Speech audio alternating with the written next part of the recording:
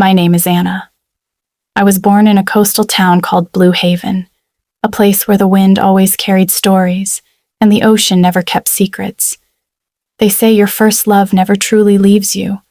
I didn't believe that until I met Liam. I was 16, quiet, always lost in my books. He was new, confident, funny, the kind of boy everyone noticed. The first time I saw him, he was helping an old teacher fix the projector. He looked at me and smiled. I looked away, pretending to read, but my heart was already racing. Later that day, as I left school, he caught up with me. "Hey, book girl! You dropped this." He handed me a pen.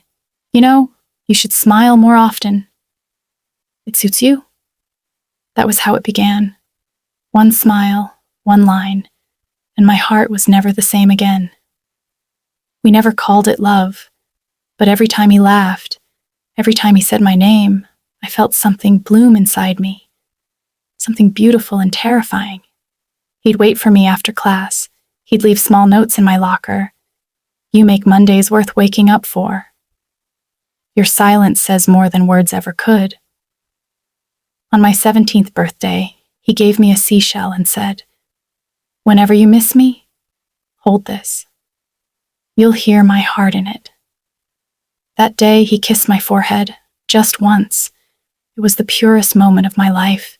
Then came the day I feared most. His father got a job overseas, and they had to move. "It's just for a while, Anna," he said. "I'll come back. I promise. People say that," I told him. "Then they forget."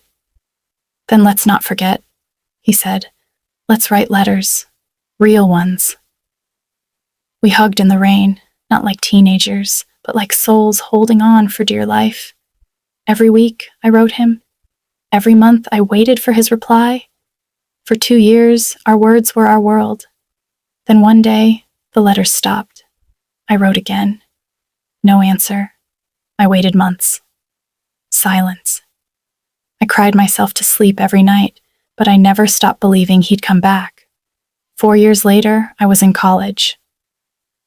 One afternoon, I walked by the beach, the same place we once dreamed about. A familiar voice behind me said, "Hey, book girl." I turned. It was Liam, older, taller, sadder. You came back," I whispered. "I never stopped thinking about you," he said.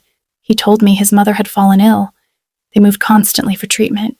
He lost her, and then lost the strength to write again. Tears filled my eyes. We walked in silence, waves touching our feet. "Do you still have the shell?" he asked. "Every day," I said. "It still whispers your name." Weeks later, Liam fell sick, the same illness that took his mother. I stayed by his side through hospitals and sleepless nights. "If I don't make it," he said weakly, "promise me something." "Don't say that," I whispered. "Promise you'll keep living. Promise you'll write your own story." He smiled faintly and whispered, "I'll wait for you, by the sea."